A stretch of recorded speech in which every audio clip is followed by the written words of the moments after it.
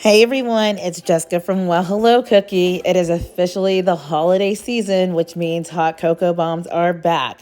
Are you afraid to ship them to your friends and family? Well, today I'm going to help you out with that. First, we're going to start off with the supply list. Yes, it is long. It comes out to about $3 per 7 cocoa bombs for me. So I do pass that on to the customer, which they don't seem to mind as long as they get their cocoa bombs in one piece. So the first thing I'm gonna do here is I'm gonna put my ice sheets in a bowl of water. Typically, you're gonna do this the night before. If you know that you're gonna be sending out a bunch of cocoa bombs, do this the night before, because once it's been 2 minutes, those ice sheets will plump up, and then you stick them in the freezer overnight and they are ready to go. You don't want to keep them in the freezer multiple days. They continue to expand and sometimes they can rupture. So really just wait until you know you're going to ship them out the next day. The next thing I'm going to do is I'm going to grab 2 of those 6x6 foil sheets. I face the silver side towards each other and just fold down twice, kind of making a larger sheet to put my cocoa bomb in. I take the cocoa bomb and I flip it over, putting the top side down. I wrap that foil around, and then once I have it nice and secure, I stick it back in the cupcake liner.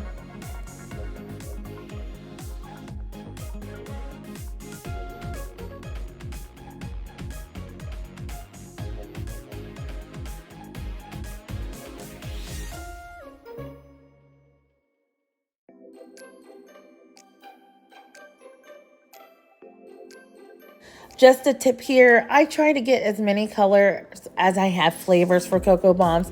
It helps me to keep track of them and I won't get confused. And also it ensures that I don't have to label each bomb so that people know what it is when they receive it.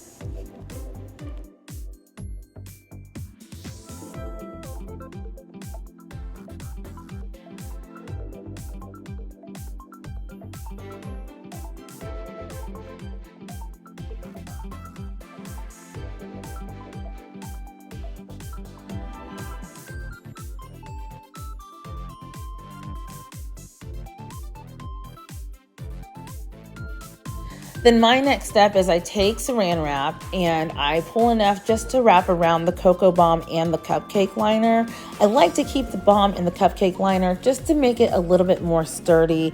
And the Saran wrap really ensures that in a case where the cocoa bomb does come apart, my hope is that I can keep all the contents inside that bomb. So then it's easy to either put back together, or they can go ahead and just dump it in a mug for hot chocolate.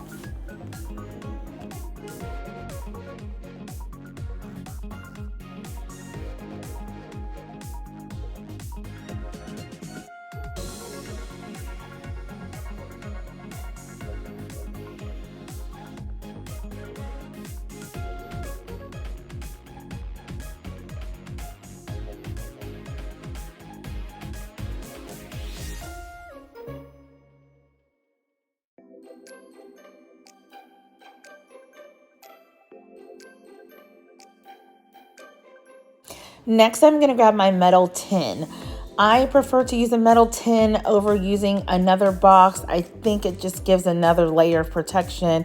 Obviously, depending on the price point, you want to make sure you're getting a good deal. Also, I get my glue dots, and what I do is I grab a glue dot, take my cocoa bomb, place that glue dot on the bottom, and stick it in the tin. I do this because it holds the cocoa bomb in place while it's sitting in the tin.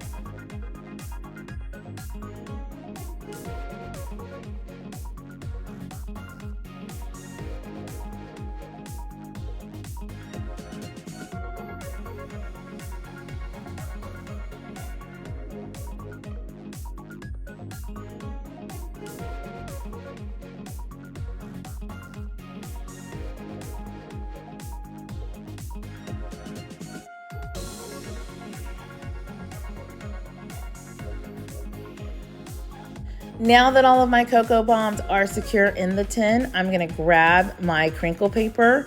All the gaps, I'm gonna fill them in with this crinkle paper, making sure I push it to the bottom of the tin, but also making sure I'm gentle enough to not break my own cocoa bombs.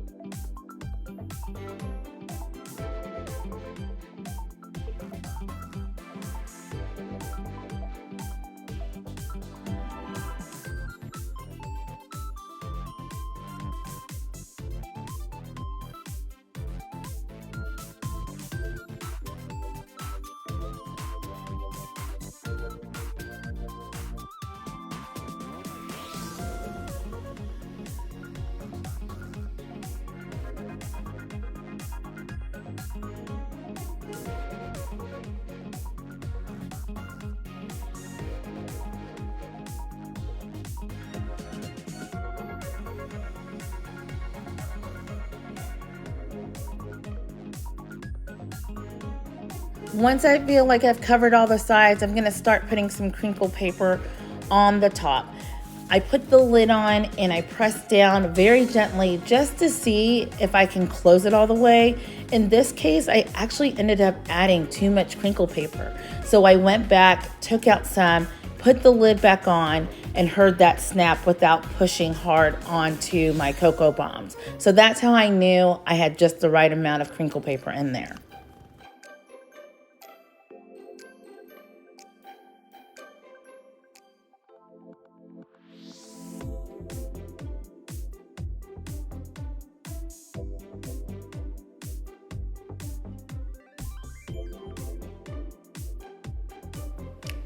Once I'm done, I give my tin a little bit of a shake just because I want to make sure I don't hear anything bumping each other. Sometimes you're going to hear the faintest of sounds, and that is just the hot cocoa and the marshmallows inside of the chocolate bomb. Then I'm going to grab my scissors and my electrical tape. I'm going to do this to actually seal my tin. So I make sure that I tape all the way around until I touch the other side.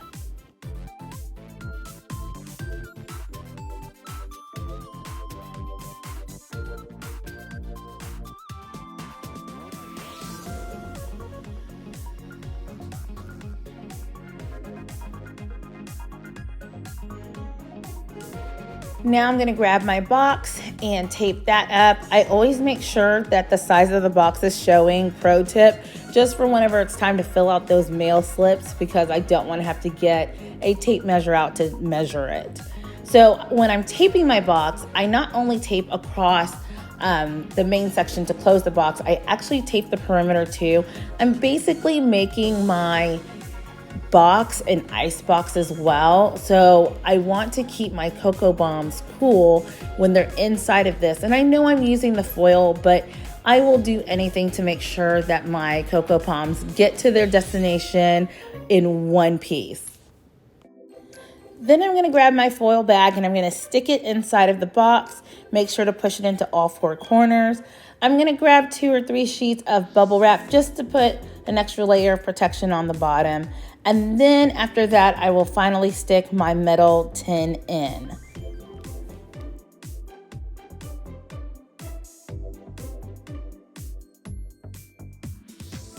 Now I'm gonna grab my ice packs. You can see that they plumped up real nice. And so I'm gonna stick them both on one side. The only reason I do this is for space. If I could put them in opposite corners, I would. So I put the ice packs on one side and then I put bubble wrap on the other side.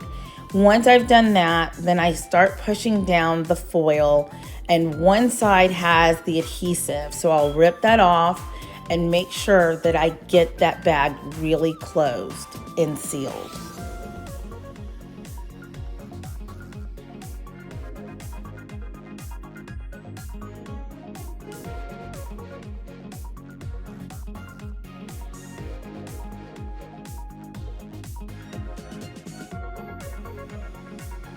Then I'm gonna throw in some peanuts on the side to just make sure it's really snug. You don't really need that many. Just put enough so that the package is not gonna move during mailing. I'm gonna seal up my box. I'm gonna do it the same way as I did the bottom, closing the middle and also the sides.